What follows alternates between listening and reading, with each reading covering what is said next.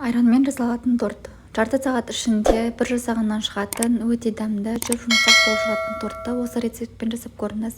Ең алдымен 300 грамм айранға жарты шанышқы соданы қосып араластырамыз.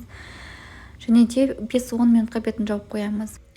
10 минут тұрған сода мен айранның реакциясынан кейін 2 жұмыртқаны және де 250 грамм қантты салып венчиктің көмегімен араластыратын боламыз. Содан соң 250 грамм ұнды електің көмегімен өткізіп араластыратын боламыз міндетті түрде, себебі електен өткізілген ұнмен торттарыңыз әдемі болып көтерілуі үшін. Содан соң 3 чайны ложка какаоны осылай електен өткізіп қосатын боламыз. 1 чайны ложка разрыхитель қосамыз, одан кейін венчиктің көмегімен араластырамыз. Және де 100 мг сұйық майды да қосып, бір келкі масса болғанша араластырамыз. 50 мг қайнаған суымызды қосып, тағы да бір келкі етіп араластырамыз. Біздегі масса осылай қатты қою болмай осылай шығады. Және де біздің үлкенде осындай формаға бір келкі етіп, теп-тегіс етіп жаятын боламыз, 4 бұрыш қылып.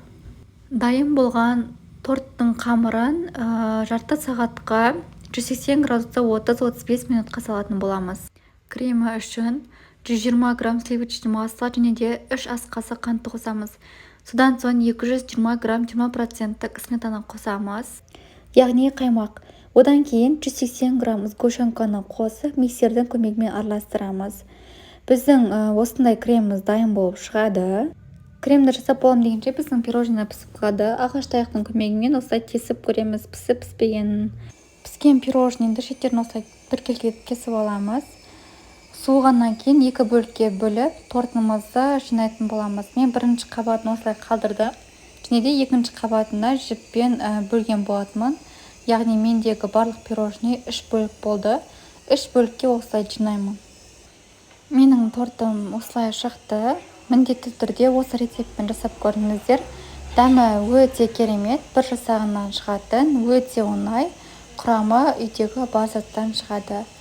Дәмі тіл еретін, 30 минутта пісетін осындай керемет тортты неге жасап көрмейсіздер? Бәріңізге кеңес беремін. Міндетті түрде жасап көріңіздер.